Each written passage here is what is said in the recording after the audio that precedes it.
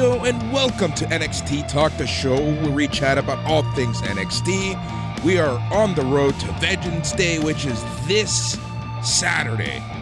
And here on the SNME Network, we're going to be having an aftercast after the show. I'm Boris, and as always, I am joined by Matt. Bonjour. How's everybody doing out there? We hope you're doing well. Boris, I'm getting over a cold. You're coming back to life from your own sickness and just general being overwhelmed and busy. But we got blessed by a good NXT episode. Some great wrestling, some fun little whodunits and things for the future, and also a feel-good main event. So, a pretty good show, all things considered, buddy. Yeah, it was. I enjoyed the show. It was a perfect show. Again, just like things have been so crazy and, the past few Tuesdays have just been insane. So being able to sit down and watch some good old-fashioned, crazy, stupid wrestling was a lot of fun. But we're going to be talking about the show. Then we're going to be chatting about Vengeance Day. And then I think we're going to call it a day. You need to finish resting up. But yeah, man, aside from the cold, how are you doing? How's life? I mean, life is good, in good spirits, mentally. I'm feeling all right. I'm back on the hinge grind again. But yeah, I'm talking to somebody who I really like. I feel like we're connecting. We're going to hang out with her on Friday if I'm healthy enough. And yeah, life is good other than this fucking persistent cold. So trying to get me some vitamin C and some god dang sleep, Boris. Yeah, how are you doing these days? Pretty good. I'm doing fairly well. Things are, they're just wrapping up in terms of everything and all the craziness that was going on. Light at the end of the tunnel. Life is getting back to normal. Work, day job, dude. It's been so freaking busy. It is crazy, and it's an annoying busy. Like not to get into too many details because it's so boring, this stuff, but.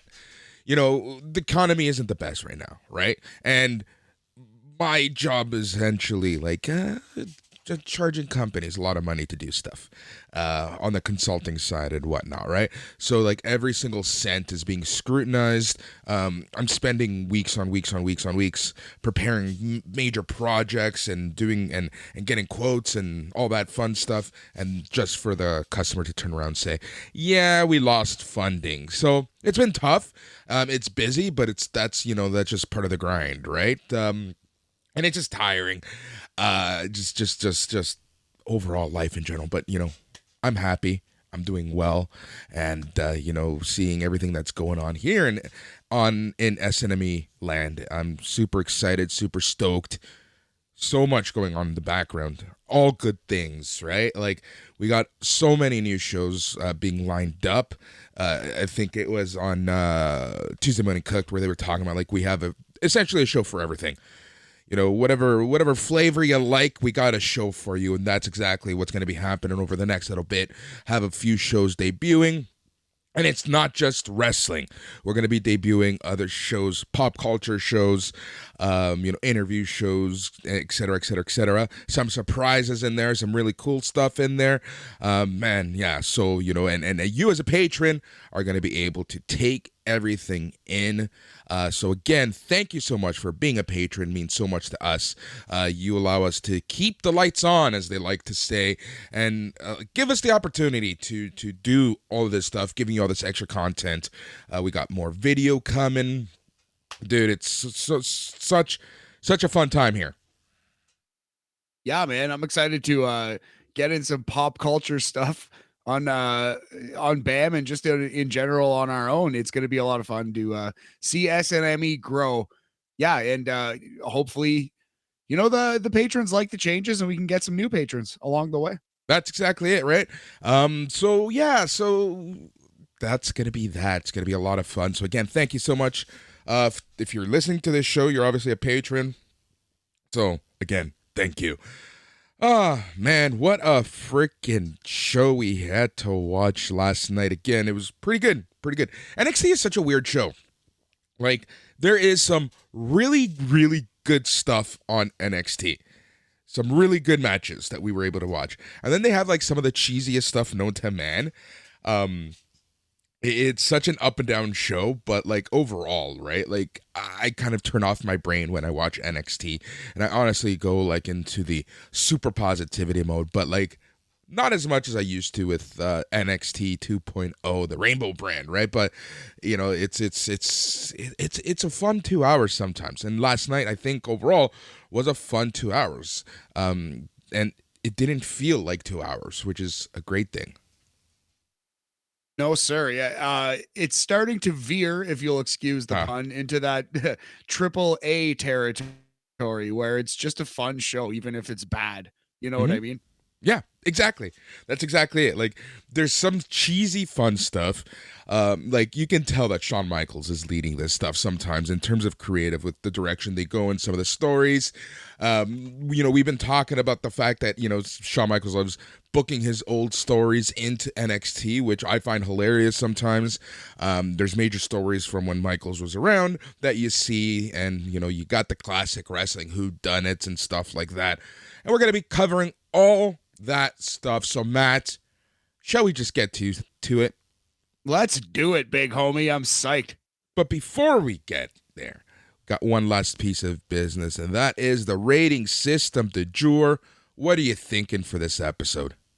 Well, we talked about it a couple times, but there is a whodunit angle officially on NXT. There is a detective, a murder mystery. The murder, Nikita Lyons' ACL is dead. So yeah, we're gonna do whodunits in the history of pop culture, movies, television, etc.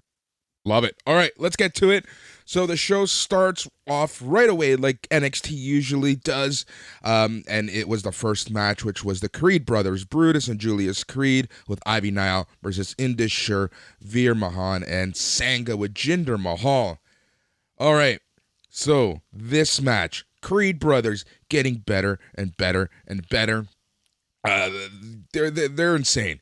They're so you say it every week. Especially Brutus, the bull in a china shop, and I think that's the best description of the Creed brothers, both of them in general. This match was a lot of fun, in my opinion. Indus Sher, I want to focus on Indus Sher before we talk about the match. They impressed me. I like them. I like what they got going with Jinder Mahal, and again, we talked about this last week, where Jinder Mahal kind of took a back step to Indus Sher, and I'm liking this. In terms of big guys who can move, these are two big guys who can move, and I think there's a lot of potential with them as a tag team, booking them the way that they booked them last night. Yeah, we need Jinder Mahal as the Jimmy Mouth of the South Heart on the outside. That's what we need Jinder Mahal to be in this group. He does not need to be the Roman Reigns. He does not need to be the Triple H Evolution. And he is kind of taking a backseat. I agree that they impressed me. Veer especially he was pretty good in this match. There was a moment where he didn't quite get over for a power bomb, but Julius's brute strength made it even better than had he actually just gotten power bombed for real. So that mistake, quote unquote, by Veer actually improved the match, and I think that was the only mistake he made. Yeah. Like it was pretty good performance by all four men here. Yeah, sometimes, like, especially with the Creed brothers. Now, you bring up a fun point there. Sometimes when they struggle or the move doesn't look exactly perfect, right? As long as they're safe, sometimes it kind of looks cooler from a visual point of view, especially when it is bigger guys and bulls in china shops like the Creed brothers versus Indus Sher, right? Like, there's just something about you barely being able to pull off a move, but you did it anyways, right?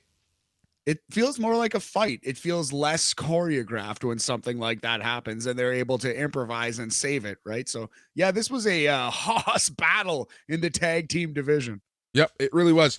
Match was under 10 minutes, and it was the perfect amount of time. Like, that's the thing here. You should not have Indus Sher in a 20-minute match. I think 10 minutes is kind of like the maximum. You can get the best out of 10 minutes, and this was really good. So we saw in the middle of the match, Julius was struggling to pick up Veer. He hit a deadlift gut wrench suplex for a 2 count. Jinder Mahal then grabbed Julius by the leg for a distraction.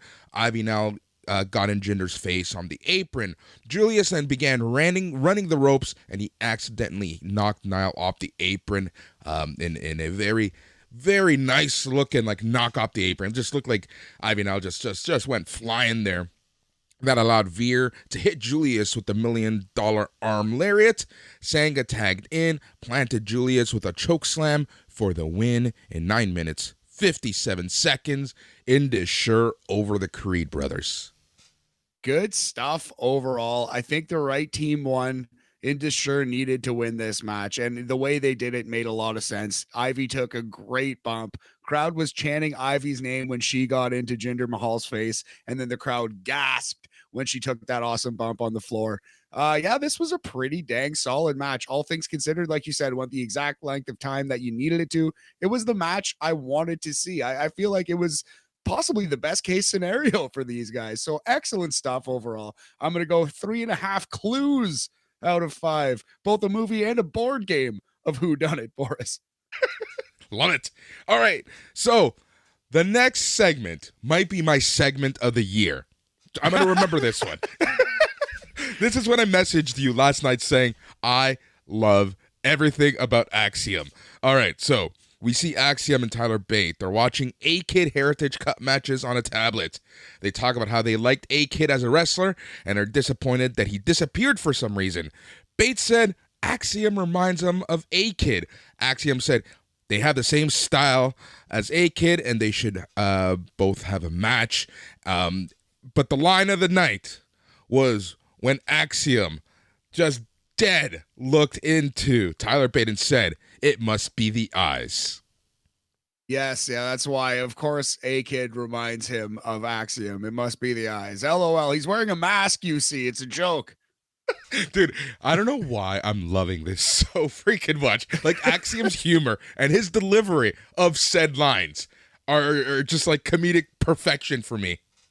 Yeah, it's just right up your alley. Well, Axiom is a nerd, and it is nerdy, dumb, silly humor, but I love it too. It's so silly, but he's good at it.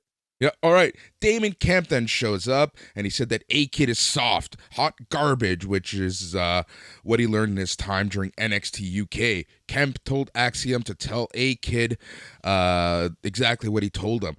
Bate said some sort of British curse word directed to Kemp. I didn't really hear that one because I was still laughing at the eye line earlier. Axiom wondered what it meant. Bate translated to Spanish by saying pendejo.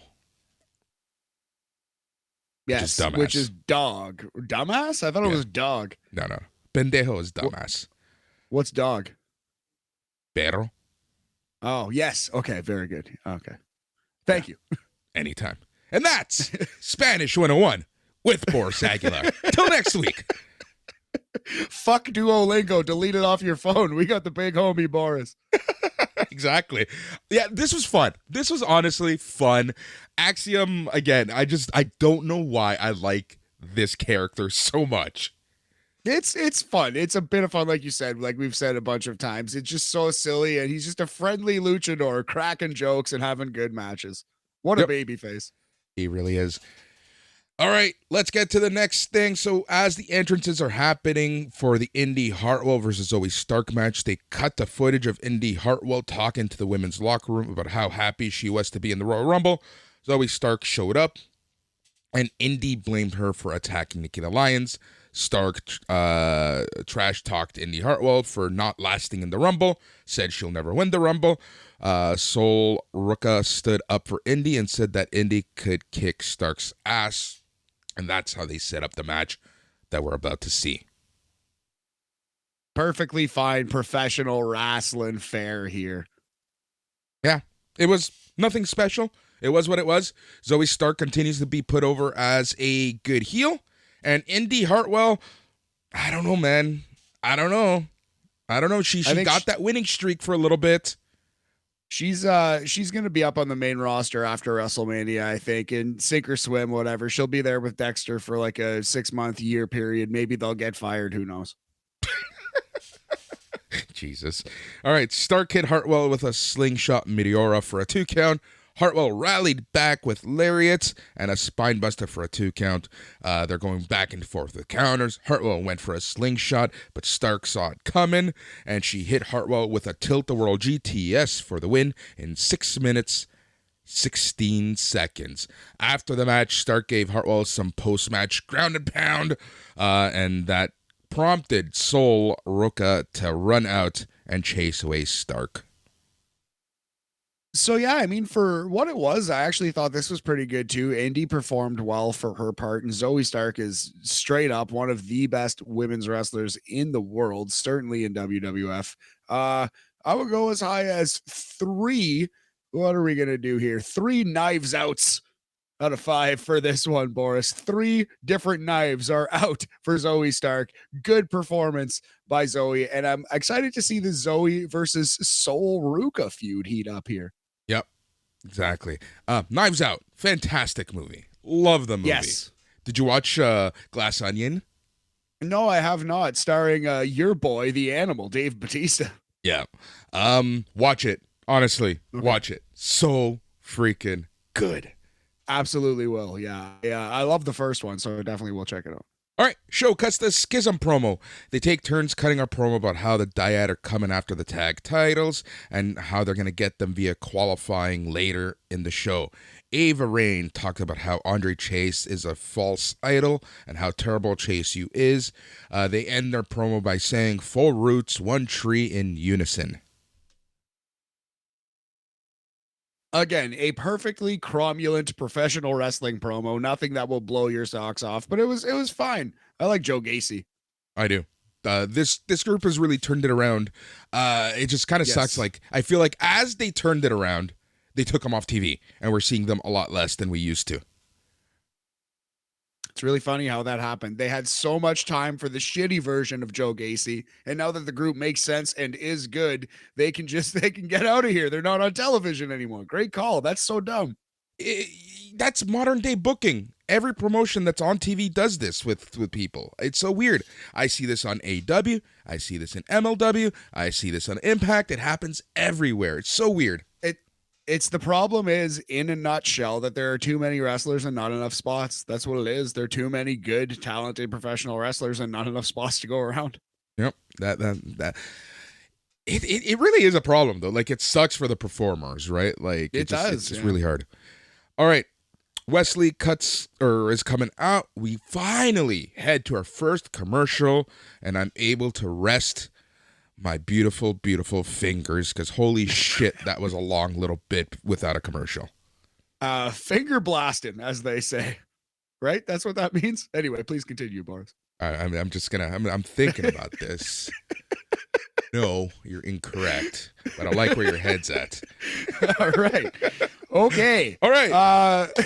The show cuts to Apollo Crews cutting a promo from atop a skyscraper in downtown Charlotte, North Carolina. Crews hyped up his upcoming match at Vengeance Day against Carmelo Hayes in a 2 out of 3 falls match. He talked about how he's visualized many scenarios where he can beat Melo. He had a vision of him taking out Trick Williams. He said Melo may call him the past, but at Vengeance Day, the past will dictate the future.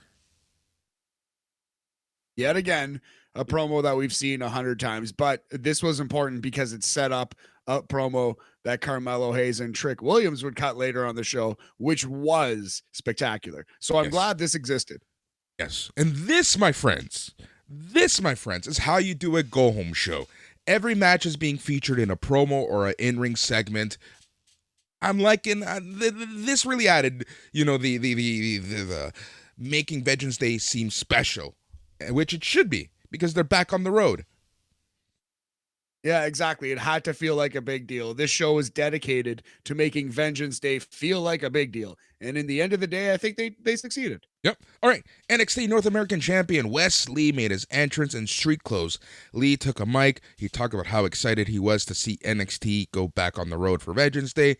He joked about North Carolina being called North Kakalaki. He talked about how he's facing Dijak there for the title. He said Dijak claims he's seeking justice, but he's really seeking gold. He said that he will take a beating, but in the end, the Cardiac Kid will stay North American champion. This got Dijak to come out. Dijak said Lee needs to soak in the moment because it'll be the last moment he has the North American Championship title. Dijak then reiterated that Lee could have just relinquished the title to him, but instead he made a stupid decision. He said on Saturday, Lee is going to stand across the ring from the biggest and baddest man in the NXT locker room. He said he's going to pry the title from Lee's cold, dead hands. Lee said that's exactly what Dijak has to do, but he will be prepared due to all the trials and tribulations he's gone through. Lee put over the fans as his source of power to help him overcome everything. Lee said that Dijak isn't fighting Wes, but the fans who are on Wes' side. Dijak said that Lee might be fighting for them, but they aren't fighting for Lee. Robert Stone and Von Wagner, for some freaking reason, had to interrupt. Stone took exception to Dijak calling himself big and bad because Von Wagner exists. Von, for some reason, then had a mic and said, May I, Boris? Yes. Hey, Dijak, why are you wearing those glasses? You're inside. Yep. Yep. I believe something to that effect. That was a thing. I laughed so hard. It was such a dumb idiot heel line. I laughed and I laughed. I at this moment I turned the corner on Von Wagner. I want to see more Von on my television. Go Von. TV, and the V is for Von Wagner. T. Von Wagner. All right. Yes. Dijak said he's focused on championship gold and has no issues with Von. Lee then tries to stir the pot. Dijak said he sees exactly what Lee is doing. Lee said he just sees an injustice. I love that, actually. Lee said that if Wagner can beat Dijak this week, Wagner might put himself in line for the next title shot after Vengeance Day. Dijak went after Wagner, and both men had to be pulled apart. Vic Joseph said that Shawn Michaels told him in his ear that the booking is done and the match is going to happen right now. Yeah, so quite like that, Wesley goads these guys into a fight, and Shawn Michaels makes an impromptu match, Donovan Dijak versus Von Wagner. So not only did Von Wagner make me laugh out loud with a line that was admittedly horrible, it wasn't clever. I was laughing at him and not with him, but I laughed. Then he went out here and had one of the best matches of his career. Did this match not shock you how good it was? Dijak versus Von Wagner? Like, here's the thing, Matt. The bar is so low on Von Wagner. Okay, fair. It's so low that even a half-decent match can be considered a career-making match for this kid. This was a career-making match for this kid, though, and it was half-decent. But this was like a poor man's, a homeless man's version of Dijak versus Keith Lee. It was a big hoss fight where these guys were throwing bombs at each other, suplexes off the top rope, etc. And they really beat the shit out of each other in a fun wrestling match here. Agreed. Honestly, like, all jokes aside, this was Von Wagner's probably best match. This was Dijak's best match since his return, in my opinion. Yeah. And here's the thing. Again, let's look at the length of the match. 8 minutes, 41 seconds is what I clocked it at. 42 to be exact. I like that, right? I think they're starting to understand that not everyone needs that 15-minute match, right? Some people are just perfectly made for those short matches, and that's what their character calls for. And at least Von Wagner, that's exactly what his character calls for. Dijak can go a little longer, but I think this was the perfect length of match, and I really like this. And like you said, this was just a big hoss fight with two big motherfuckers going back and forth. Wagner kind of comes back in the match, and he hits Dijak with a Super Dragon suplex for a 2 count. Dijak reversed an angle slam into a hammerlock clutch. Dijak then hit Wagner with a Burning Hammer GTS, his Feast Your Eyes for the victory in 8 minutes, 42 seconds. Yeah, minor correction, butterfly suplex, not a Super Dragon suplex. Super Dragon suplex would have killed Donovan Dijak if Von Wagner threw that on him. But yeah, the butterfly suplex was beautiful all the same. This was a pretty dang good match. I was shocked at how good it was. I think this was the best thing on the show so far. We're going to go 3.5 Naked Guns out of 5. Spoiler, the killer in Naked Gun ends up being O.J. Simpson. Oh, God. Please continue, Boris. Oh my God. I don't even know what to say. I'm proud of that one. I'm sure that's an old joke. Okay, but I know how everyone in my life feels when I think I'm hilarious. I am so happy. I am so happy. Right And now now you know how I'm sure I that's feel. an old joke, but I've never heard it before. I swear. I feel like I to myself just wrote that, and I'm quite happy. I love that trilogy. I love that trilogy so much. I've only seen it in like memes and bits and pieces. I have not ever sat down and watched a Naked Gun movie. Oh, dude, the first one especially is my favorite. The final baseball scene. Oh, so hilarious, so good. I love it. All right, show cuts to Tony D'Angelo and Channing Stacks watching the match from the locker room. Stacks talked about how much Dijak annoys him. D'Angelo talked about Stacks' proposal about facing a big opponent. Stacks said he took care of it and it's going to happen next week. And now they're going to worry about the other thing. You know, they got the first thing, now it's the other thing. But what is the other thing? That's what we're going to find out. The other thing. Yes. So I'm just waiting. I like it too. They need more people in the group. I'm just waiting for more additions. They need Ariana Grace to join this group. They need some a silent muscle, a Furio type, if you will.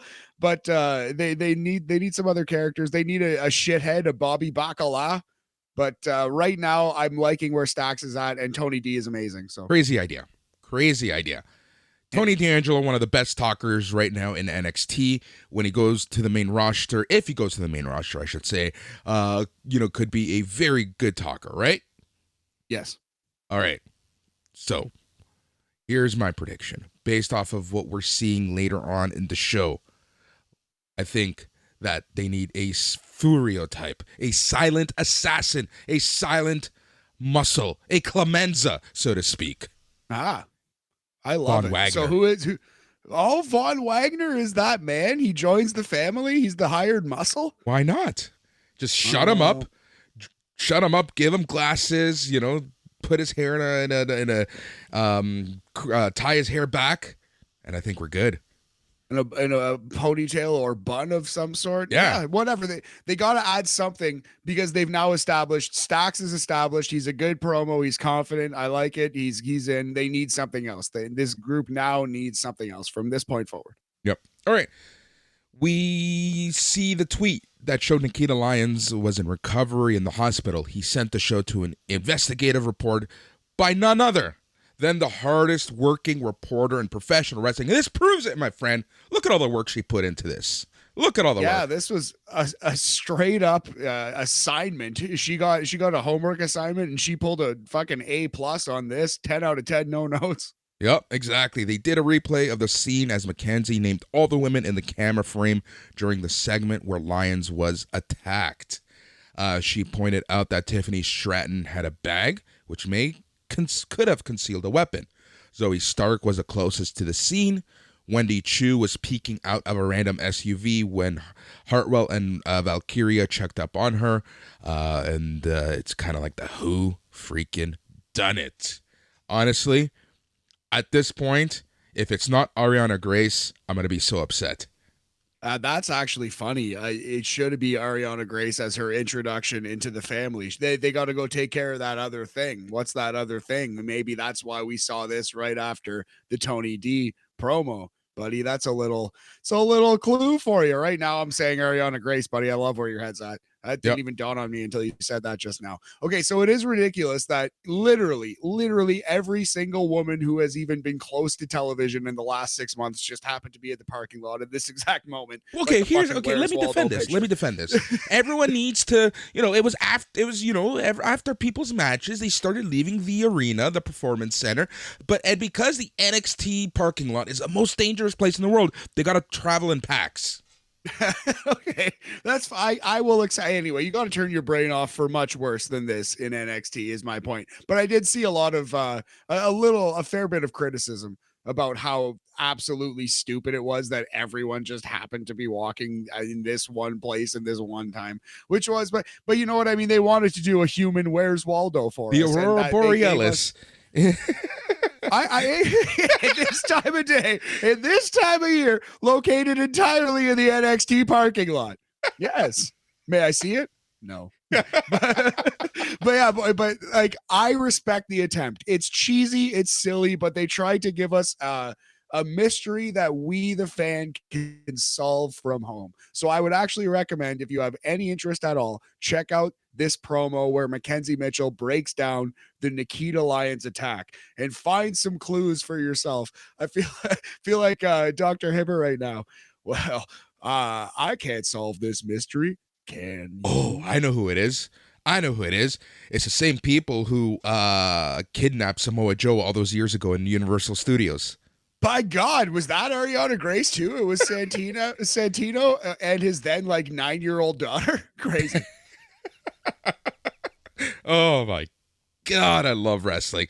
That was my way of saying wrestling has done a lot stupider angles. Like, people need to be a little more tranquilo. Yeah, like okay, if you think this is the dumbest thing you've ever seen, honestly, I can't argue that. But to me, this is the good kind of cheesy in wrestling. At this point, I'm for it. I'm enjoying it a lot. Yep. Alrighty, let us get to hour 2. That was all hour 1, and honestly, it flew by. And then it was, for my match of the night, a match that I just want to give 60 minutes to, and that's Tyler Bate versus Axiom. Yes, we'd seen it before, actually, in that promo that Boris loved at the start of the show. Axiom was watching a kid versus Tyler Bate for I believe, the Heritage Cup it was, right? Yep. Yeah, so we've seen this match before. We've talked about this combination on our podcast before. So nice to see it on NXT proper, NXT stateside. And this was a great match. It was definitely the best match on the show, for sure. This was excellent stuff. Yeah, Axiom with a springboard arm drag. We get the front chancery. Bate goes back and forth. They put each other over top ropes. Bate made Axiom dizzy with helicopter spin. We see a deadlift squat into a reverse helicopter spin. We see back and forth punches. Bate with an enziguri and a PK. Axiom with a diving shoryuken into a rear naked choke. Bate got on his feet, opened the hands of Axiom, and then Bate hit Axiom with a right hand, but Axiom came back with a super kick. Bate dragged Axiom down into a 2 count. Bate was selling jaw pain because of all the strikes, you see. Both men dodged punches. Bate hit Axiom with a bop and bang. Bate hit Axiom with a rebound lariat. Axiom reversed Tyler Driver into a pin. Bate broke several pin attempts with neck bridges. Axiom reversed a Tyler Driver yet again into a Hurricanrana for another 2 count.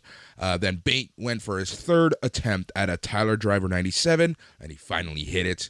Got the pin in all of 10 minutes and 8 seconds. Yeah, I wanted more. I wanted to go 50 minutes longer. Like you said, I could see 2 out of 3. I could see 4 out of 7. Give it to me every week on NXT. But what we got was great. An excellent 10 minutes of professional wrestling. And man, we're blessed. What a week of wrestling it's been. We had this awesome episode of NXT, honestly, like some really good stuff on this thing. The Royal Rumble. Dynamite coming up is going to be just banging. And then we have on SmackDown Friday, the whole big reveal of what's going to happen with Sami and Roman, possibly the challenge for Elimination Chamber. Man, we're blessed. We're so spoiled. Dude, and then Saturday, we have an excellent looking card with Vengeance Day.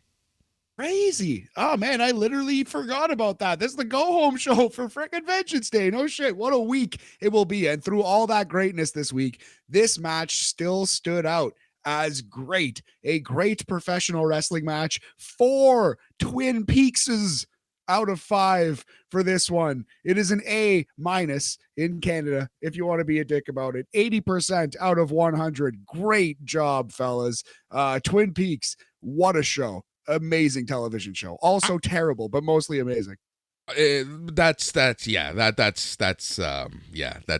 that guy goes. Now, David Lynch. Now, question about Twin Peaks. Now that we're gonna derail it.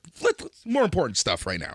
Twin Peaks. Did you finish your watch along? Your watch through? I watched most of the first run, and then the first run, once you actually solve the murder, kind of sucks. My roommate just kind of has so bad. It's so bad. But my roommate has kind of just given up on it. So we kind of have stalled on the Twin Peaks watch. Okay, so the only redeeming quality of the second half of the second season is David Duchovny in drag. He is funny. David Duchovny is pretty great as a recurring character who is in drag. Also, I do love that David Lynch is an actor more. He comes and shows up as his character Gordon Cole more in the second season.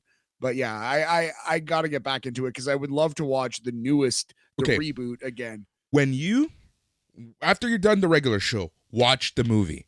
The movie sets up the reboot, and I think a lot of people never watch the movie before they watch the third season. You gots to watch the movie to have the third season make sense. There's so much happening in that movie that they directly refer in that third season, like the entire David Bowie character.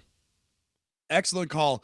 You're completely right about that. Yeah, man. And yeah, David Bowie shows up and Chris Isaac shows up too. Yeah. Musicians all over the place in that movie. Great movie. Such a good movie. All right. Axiom and Bate, they share a respectful handshake. Damon Kemp ran in and clubbed Axiom in the head, his face, his beautiful face. Bate chased Kemp away. Yes. Yeah, that totally fine. Setting up Damon Kemp versus Bate and Damon Kemp versus Axiom. Possibly both these guys versus Kemp and his brother. Who knows? Yeah, I'm telling you, we got to see his brother more. Like we haven't seen him in forever. Anyways, another highlight of mine, an Isla Dawn promo. She's standing over a bonfire. She talked about how she's purifying the negative energies around her. The camera panned over to Alba Fire. Apparently, they're on the same page now. Dawn burned ashes into the fire. Fire agreed to put out the fire with a bucket of water. Dawn said the initiation process has now begun. Because you see, she took out the fire with a bucket of water. By God. So this is actually awesome. This was this was the modern version of the Jake the Snake Ultimate Warrior promos. It was the exact same music, almost the same like smoky vibes. It really reminded me of those where Jake the Snake tried to turn the Ultimate Warrior heel by like throwing him into a snake pit and crazy shit like that. Anyway, Isla Dawn is corrupting this young Alba Fire. I kind of dig in this angle. Yep, I really like this. I really like this. Okay. Roxanne Perez, she's on one side while Toxic Attraction were on the other side of the split screen. They're all being mic'd up, getting ready for a sit-down. Back from commercial, the hardest working reporter in all of professional wrestling, Mackenzie Mitchell, and greatest investigative reporter and PI is with Carmelo Hayes and Trick Williams. yes. Promo of the night right here. She asked from Mackenzie PI and Carmelo and Trick. Yep. She asked Carmelo Hayes and Trick Williams about what they thought of Apollo Crews' latest vision. Mackenzie said it looks like Trick is shook. Trick said he's shaking like booty meat on a Friday night. Booty meat on a Friday night. Line. Such a silly, I love it. A silly, cheesy, kind of dumb line, but the crowd laughed out loud. You heard a lot of laughter. Yep. Not because he's scared, but because it's cold. Trick asked Mello if he needs to call Miss Cleo and if he should even show up on Saturday. Mello told Trick not to worry. Mello then talked about how he's like the greatest NBA player with a nice jump shot. He said that until Apollo can beat Mello in a best of three falls, Apollo will never be him. Yeah, you got to go back and watch this Trick, Willie, and Carmelo Hayes promo. It just felt like, man, these guys are stars. They just stood out so much after watching the first hour and change of this show with some great matches, some good stuff. It was still like, wow, these two are the biggest stars on the show. The biggest stars on the show. Okay, here's the thing. I'm seeing a lot of complaints from people saying, it's stupid that other wrestlers could see Apollo's visions via TV. Again, tranquilo. Yeah, I guess we are to believe that Apollo has these visions and then reports them very carefully to a backstage hand, a writer in WWE, who then writes up a script and they go and shoot an exact replica of his vision. I think that is what we are to believe. Yep. And look, here's the thing. No one complained about Lucha Underground.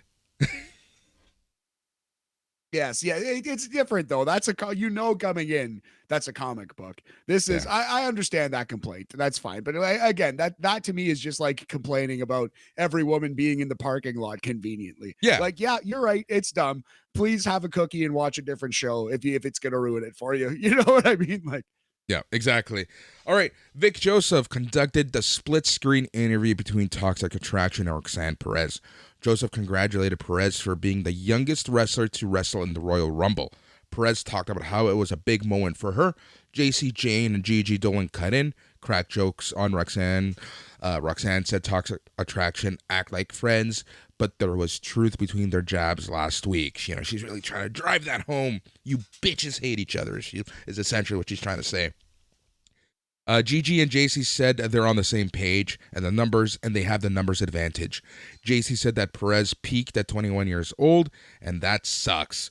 Gigi said at least Perez could go back home to Texas. JC and Gigi continued to trash talk while also reiterating the numbers advantage. Perez walked off the interview because she got pissed and sad. Joseph talked about how Gigi and JC being out of line. Joseph then asked them who's going to win if Roxanne doesn't win. Gigi said she sees what Vic is doing, and there's no crack in Toxic Attraction. JC said that both her and Gigi will show the world who the hell they are. Gigi accidentally dropped the line that she was going to win. Roxanne Perez then runs in, attacks Toxic Attraction. NXT trainers Oni, Lorcan, Robbie Brookside runs in to pull everyone aside. And my friend, I believe there was Tyler Breeze also there. Really? I did not see the Prince of Prettiness. That's cool. That is notable. But notice, go back and look for that. There was no Norman Smiley, and that's why this fight ensued. Norman is still sweeping up water bottles from when Grayson Waller went ham in the Performance Center last week. But I was a little disappointed that Roxanne walked out. But then when she showed up and jumped Toxic Attraction, I was like, okay, that's brilliant. They worked me. They worked me as the fan. I was like, oh, you made Roxanne look like a pussy. And then no, she was like, she's crazy girl. Spicy Latina, Roxanne Perez. Yeah, man. Best character development for Roxanne Perez. I really like that aggressive attitude. It's like, I'm not taking shit from you forever, right? Like, I'm going to kick your ass. I really, really like this. And it really does a great job of setting up the match on Saturday. And Matt, we're going to talk about this later, but man, I'm really looking forward to this match. Like, who is going to win? Like, I guess the obvious choice, and we'll talk about this later, is Roxanne Perez. But man, there's so many more stories that we can tell if we get the Breakdown 98 ending. Yeah, you're stuck on that one. I'm worried that you're going to be pretty disappointed. But this was fine. This was pretty dang good, all things considered. It especially picked up when Roxanne jumped them at the end.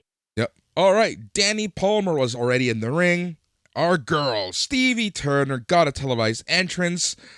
She got the Twitch chat feed appearing during her entrance. They really made a big deal of this. I really like this entrance. Stevie Turner in her NXT stateside debut versus Danny Palmer. Matthew, thoughts on Stevie Turner? Yeah, she looked good. It was basically a squash all offense. I think that she's got to switch her signature and her finisher. The move that she hit, the penultimate move of this match, was way cooler than the finisher. It's funny, Vic Joseph called her finish futuristic, but it was just like a normal sit out rock bottom that a lot of wrestlers use. Matt Hardy was using it in like fucking 2002. But the move that she used before that, the pump kick spike DDT. Yeah, it was like this DDT thing where she fell, instead of falling straight back to her back, she like did a 180 twist and kind of like, it's hard to explain, but she jumped up in the air and kind of did a 180 twist and fell to her back, obviously, as well. But it was like a 180 twisting DDT that looked so much cooler than the finish. So I think that's got to be her finisher, the futuristic DDT, the streamer DDT, whatever it's going to be, the DD Twitch. Boris, by God. You're on fire today. Thanks, man. But I like this. I thought this was yet again a good match that achieved exactly what it set out to do. I would go as high as 3 Pink Panther strikes agains out of 5 for this one. Excellent. No, I really like this match also, man. Stevie Turner, I think she's a pretty good wrestler. She had a pretty good run in Japan. I saw her in I forgot what the promotion was called. Not Ice Ribbon, not Stardom. What's the third big Joshi promotion? Tokyo Joshi Pro. That's it. That's where I saw her. Nice. A couple matches there. Obviously, we saw her in NXT UK. She had man, what's her name? Oh my God, Boris, what's wrong with you?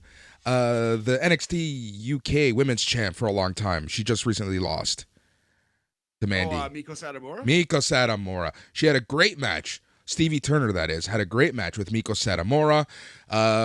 So I'm really looking forward to how they're going to use her. She obviously feels comfortable with this streamer character. Kind of fits her look, fits her attitude. So I'm really looking forward to Stevie Turner. And I once again say that the NXT women's division is back and it's healthy. No, I absolutely agree. And they're just adding more and more talent to it. Yep. All right. Kiana James is in the back, talking to someone all lovey-dovey, saying, "I love you," as she hangs up. Fallon Henley comes into the frame. She starts yelling at James, thinking that James was scheming against Brooks Jensen. Katana Chance and Kaden Carter show up to trash talk the bickering duo there. They also talk about how the titles won't change hands. After the tag champs left, Henley continued to berate and says she doesn't trust James. Yes, and this conversation is not over. So Kiana James actually said, "I love you, Zach." So it's like, whom? Zach? Who is this Zach that you speak of? So I guess we are. Oh, by God. Oh my God. I didn't even think of that. It won't be, but I would laugh. I would die. Well, her in real life, Kiana James's shoot husband is named Zach. I believe that is, we're like, the hardcore fan is supposed to, that's what we're supposed to, gather. If you follow her Insta, that's, I just had to look that up. I didn't just pull that off the top of my head. Don't worry. I was going to say, way too much info about her. I'm not saying I'm not, looking at WWE wrestlers' Instagrams here, but yeah, no, I did not pull that off the top of my head. Thankfully, I'm not that fucking creepy. All right. Yeah, so it's some intrigue there in that story, right? Like it's a basic storyline, but the two women are really, they're working it well, right? Like, so I'm liking where that's going. The whole can they coexist thing, whatever, seen it a million times. It is what it is. I'm more interested to see Carter and Chance continue their amazing run. That's a team who just turned it around 180 after kind of just being around, just being a team, being there. And now I'm like, move them to the main roster. I would love to see them against Damage Control. Absolutely. We say it in jest because there are no real other options, but they are the best female tag team in WWE NXT history. Yep. All right. The next match, another on paper great match. Drew Gulak versus Charlie Dempsey. Gulak versus Dempsey, son of William Regal. Let's fucking go. Yeah, I like this. I like this a lot. They, you can tell that they just went in there. They had fun, right? Like you can tell that they were just wrestling each other, having fun. Seemed like they were calling the match in the ring, because there was a couple moments where it's like, okay, how do we do this now, right? But it really looked good. When it came time to for the submission holds, they were going back and forth a lot. Gulak's lariat looked fantastic on Dempsey. Dempsey with all the chest slaps. This match was really good. Dempsey then dragged Gulak into a standing crossface chicken wing. Dempsey dragged Gulak down into the chicken wing. And then Gulak accidentally shoved a Dempsey into Hank Walker. Violently shoved into Hank Walker, I should say. This gave enough of a distraction where Dempsey didn't know where the hell he was. Gulak rolls him up for the win in 8 minutes, 45 seconds. So I really liked the story that they told here, which was it was a straight up athletic contest for a very long time. But as soon as Drew Gulak saw an opening where he could take a shortcut, he did immediately, and it worked. So as soon as Hank Walker jumps up on the apron to shout some encouragement at Drew Gulak, that's when he's like, okay, now I can shove Dempsey into this, man. They bonked heads. Bing, bang, boom, and Drew Gulak can pretend, oh, it was a mistake. It was just like, the heat of the moment. I just reversed the hold. You happened to be in the wrong place. But really, I think he did that shit on purpose, this Drew Gulak. You know what I mean? So I like this. Yet again, another good match here on NXT. We're gonna go 3.5 Pink Panthers, the first one. Or like the second one. I don't know how many Pink Panthers there's been. A Pink Panther of note. Let's go the one from 2006 with Steve Martin. That one was so bad. All right. Von terrible. Von Wagner throwing shit and benches in the locker room. Robert Stone asked Wagner why he asked him to manage him. He's very frustrated at this point. I asked why you're on the TV. Boris, that is. Wagner said he's managed Wagner for a year, yet he doesn't know who Von Wagner is. Mr. Stone said that Wagner roars and yells like everyone else. Stone said Wagner needs to show him who he is. He kept saying, help me, help you, help me, help you, as if that wasn't said a million times between 96 and 2000 as he walks away. Yeah, so you can tell Shawn Michaels doing some writing on this show. Yeah. Yeah, it's very, very strange that they were busting out Jerry Maguire jokes, but okay, sure. Robert Stone had to do something. So yeah. So here's how Von Wagner is going to join the family. He's going to dump Mr. Stone. Don't care how that happens. Then Tony D'Angelo walks up, and he has a Ancestry.com profile on Von Wagner. He's like, 25% Italian, and he accepts him into the family. Amazing. And then it's Von Wagner versus Bray Wyatt in an Ancestry.com pitch black match. Exactly. And then after that match, Santos Escobar rolls up in an SUV and says... You didn't think I forget about you. And then they all start to drive away, and then Uncle Howdy jumps off a lighting rig, exploding the car, and everyone dies. And misses the car by a mile. Yes. And then everyone is written off television, and they're all appearing on AEW Dark. That's why they call it the pitch black match. Because they're headed to darkness immediately. Oh my God. What the fuck is wrong with us? Oh boy. Yeah, let's get through this main event and get the fuck out of here. We are both sleep deprived. The Dyad, Jaggerita, and Rip Fowler with Joe Gacy and Ava Raine versus Idris Sanofi and Malik Blade versus Andre Chase and Duke Hudson with Thea Hale for the final spot in the NXT Tag Team title match at Vengeance Day. My favorite part of the match wasn't even part of the match, even though the match was very well done. Happy-go-lucky match. But my favorite part of this was Booker T just trash talking the New Day, saying they're taking people's spots. They're idiots. They're taking people's spots. This is NXT. What are you guys doing here? And then he said he totally didn't take Rey Mysterio's spot at the Rumble when Rey got injured. Yeah, that is funny that, Vic kind of brought up, well, what did you do in the Royal Rumble, Booker? But I love Booker T's feud with the New Day, and I do hope it's leading to Booker versus Kofi Kingston at WrestleMania. That's a good call that you've been thumping your chest about for weeks, Boris. I hope that happens. I agree that this was a good performance by Booker T. Good match overall. The MVP of this match was the crowd. They were so great. They loved this match. This crowd, okay, so this is what NXT is turning into. It's more than Full Sail. I say that just because, not that they're better. Not that they're, loud or anything, right? Because those Full Sail NXT crowds were just something of a legend. But you know what this reminds me of? Of your local indie crowd. These guys who you see week in and week out doing what they do. And, you just bond with these wrestlers so much. That's what this crowd reminds me of. Like, they like these guys so much more than anyone watching on TV. But that actually elevates what we're watching on TV. Because it's like, oh, all these people are cheering for, Idris Sanofi. Idris Sanofi must be good. Exactly right. It's like listening to a stand-up set where everyone's fucking losing their mind laughing. Even if you don't find the comedian funny, you're kind of like just enjoying the show more. There's just a different energy to it. You're just like, well, there must be something to this guy. You know what I mean? And it is literally in front of friends and family. It's a small, intimate setting, but I think it helps. Some might say it looks low rent, but I think that it does not sound low rent. Agreed. Especially now that the crowd knows who these people are, right? Like when NXT 2.0 started, it was tough to get a reaction, right? Like some people got a reaction, but it took some time. But now that like you have established people in NXT, you're just getting that big star feeling on some people who otherwise, in my opinion, probably wouldn't get that.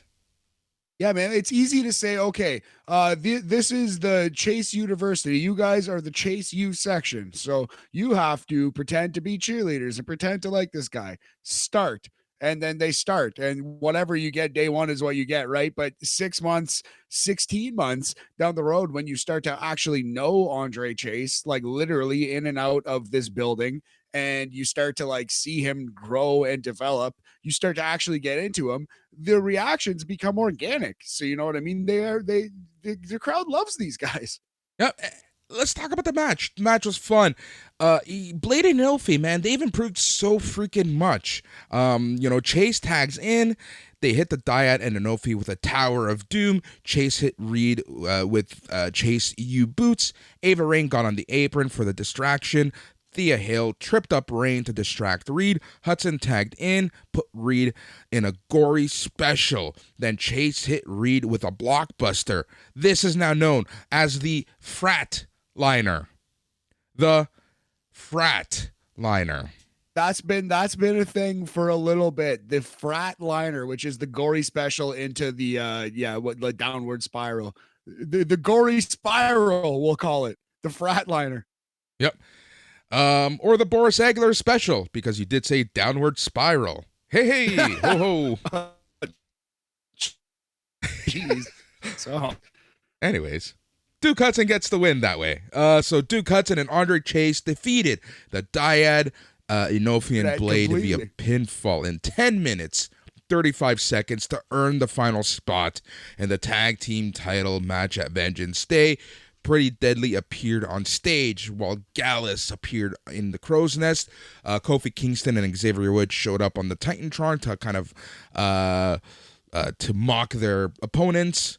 And then they closed the show by hyping up Vengeance Day. But just like OxyClean, my friend, there's more. The show cuts to footage of Shawn Michaels doing media appearances to hype NXT's return to the road, and then we get a Vengeance Day hype package to hype the entire show, run through the matches, and get you pumped a la Mojo Rawley for the show on Saturday. Yeah, get you hype. Yeah, and they did a good job with that last little bit of hype. Overall, good stuff. Not the best match on the show, but still good. I'm going to say 3 scream threes out of 5. Yep. Good show. Or go Scream 1 and 2. Go right to Scream 3 for some reason. Very, very good show. I think this is again, very good go home edition of NXT. They really focused on Vengeance Day. We got some really good matches on paper. So that was a lot of fun. And what I'm liking is NXT is becoming a showcase of the future, right? Like it's more, we don't have to have 20-minute special matches. We don't have to go crazy. We're going to give you 5 to 10 minutes of fun, and you're going to see what WWE is bringing and producing. Absolutely right. And yeah, that's where NXT is right now. It's the fun-loving hardcore fan brand again, while still trying to achieve the new goals of NXT, which is take a bunch of real athletes and make them into professional wrestlers. Yep. All right, so we're going to end the show with the 3 stars. So let's talk some ratings. You want to talk some ratings?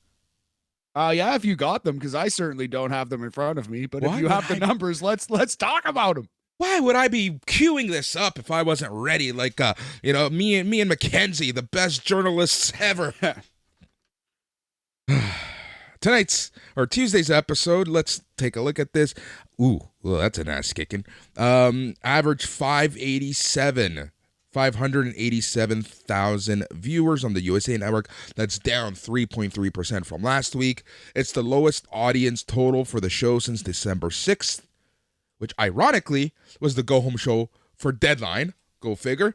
In the 18 to 49 demo, NXT finished 20th on the cable charts with a .13 rating. That's up, though, 8.3% from last week, but ties NXT's third lowest rating in that category since November. The show did go head-to-head with the Lakers versus Knicks on TNT. That got 1.7 million viewers, and that topped all of TV with a .58 rating in the key demo. That's that's a tough one. Lakers versus Knicks is about as big as it gets for the NBA. But not the best rating, but NXT will persevere. I feel like the show coming out of the pay-per-view means more than the show coming into it. Agreed. That's what I honestly think, right? Like, and it's kind of funny because like the last lowest rating was, the show before their last pay-per-view. So go figure. We don't know what people are doing. It's winter. It's the dog days of winters. But let's talk some Vengeance Day this Saturday. Just a reminder, Matt and I are going to be coming at you with an aftercast. That's a podcast after the fact. After the show, we're going to be chatting all things Vengeance Day this Sunday morning. So let's talk the card. Are you ready, Matt? Oh, I was blowing my nose, but yes, I am, my friend. I know exactly how to throw it to you, and it's like you're mid-drink, blowing your nose, coughing, hacking up a lung. Jesus Christ, dude. All right, let's talk about the 2 out of 3 falls match. Apollo Crews versus Carmelo Hayes.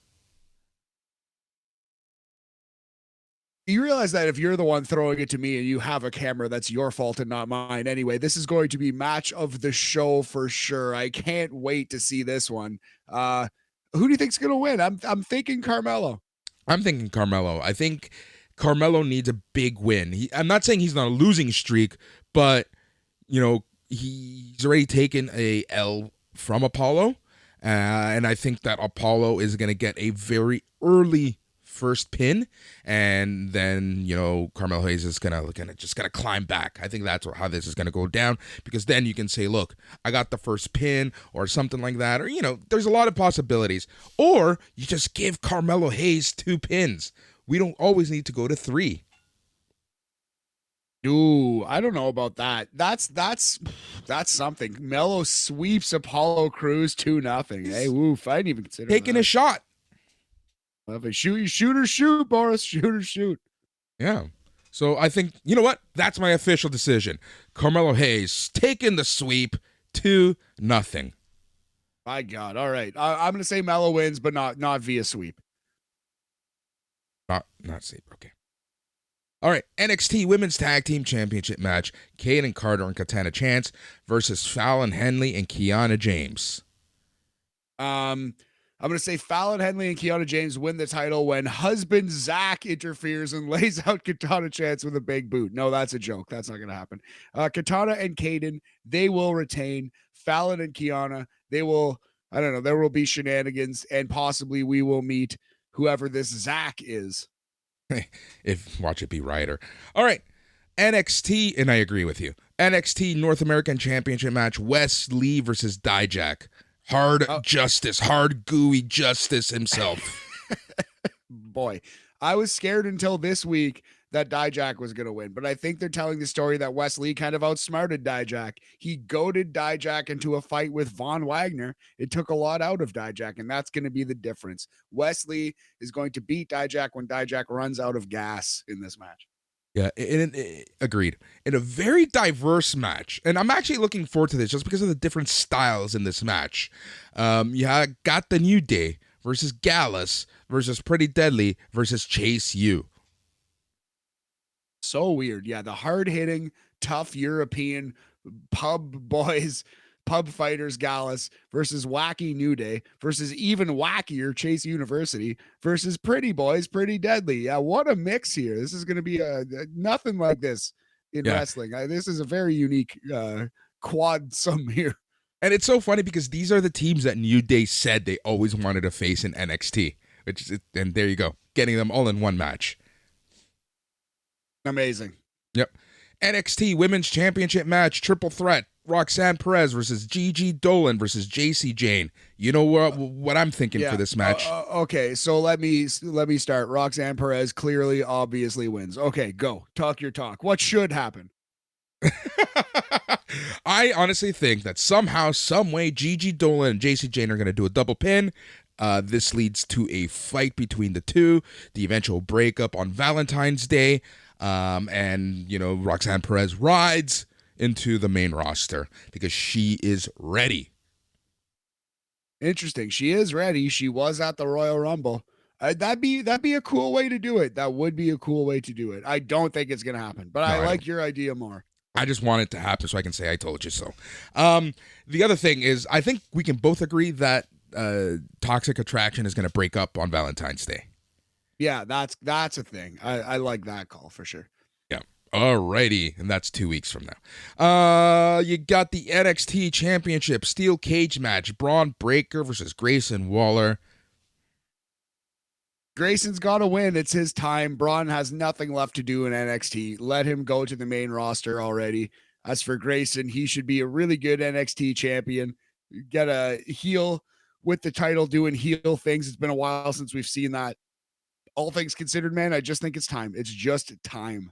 Yeah, I'm going to go as far as saying this. I'm going to be disappointed if Braun Breaker retains. I think a lot of people are going to be disappointed, and I'm almost afraid of the crowd reaction if Braun Breaker retains. They turned on Braun in the last match. Because they were ready to see it. They were sick of the Braun Breaker title reign. It was time for Grayson Waller to win it. So yeah, I do think I don't think you have much to be worried about, buddy. I think they know. I hope so. All right, so let us chat your 3 stars, my friend. Do you got that ready? Sure do. 3rd star, the bronze medalist of this episode. It was Von Wagner. You can fucking fight me if you disagree. Hey, Boris, take off those sunglasses. You're inside. I love the fact that he's your 3rd star based on literally the stupidest line ever uttered in professional wrestling. Oh my God, now that's a list. Also, he did a butterfly suplex off the top rope. No, no, you're completely right. Yeah, I don't know, something about this Von Wagner just clicked in my head finally after fucking 18 months. 3rd star, Von Wagner. We should do that. That is the dumbest lines ever in wrestling. That's excellent. 2nd star of this show, Stevie Turner. A great debut. I feel like she showed up and showed out, as Booker T says. And our 1st star might be for the 2nd week in a row, if you check the tape. Andre Chase stood tall in the main event of this program. Chase University won it. They might be tag team champions by the time you hear this podcast, maybe, if you're late on hearing this podcast. Oh man, we're starting to get just goofy tired at this point, man. Yeah, let's call this. All right, so SNME patrons, thank you so much for listening. It means so much again. There's so much happening, so much on the go. Remember, on Saturday we got the Aftercast coming at you, talking all things Vengeance Day. But before that, we have all the shows, All Elite Weekly with the old fucks coming at you on Thursday. You got the Smack Daddies coming at you on Friday. You got the Rampage Rambo with Dax and myself coming on Saturday. We have the extended early edition of the flagship show with Mike Maguire coming at you on Sunday. And then we go around and do it all over again as we start chatting some Raw on Tuesday morning cooked. And then we got BAM. And BAM will be back on its regular day, Monday, regular topics of discussion. Really looking forward to that. So much to chat about. All the wrestling. So much happening. Can't wait, man. Yeah, the last band, thank you very much for Paul York. Yorkie hopping in, joining us for a top 10 list. Like I said, I'm going to try to do weekly top 10s on BAM. Thinking the next top 10 might be top 10 Elimination Chambers for the upcoming Elimination Chamber show. Yeah, that'd be really cool. I can't wait until we're out of ideas and we do top 10 lists. Amazing, yes. He's Matt. Top 10 David Letterman top 10 list. Exactly. Okay, he's Matt. I'm Boris. Thank you for listening. We'll chat again on the Aftercast after Vengeance Day. And remember, stay tranquilo. Yeah.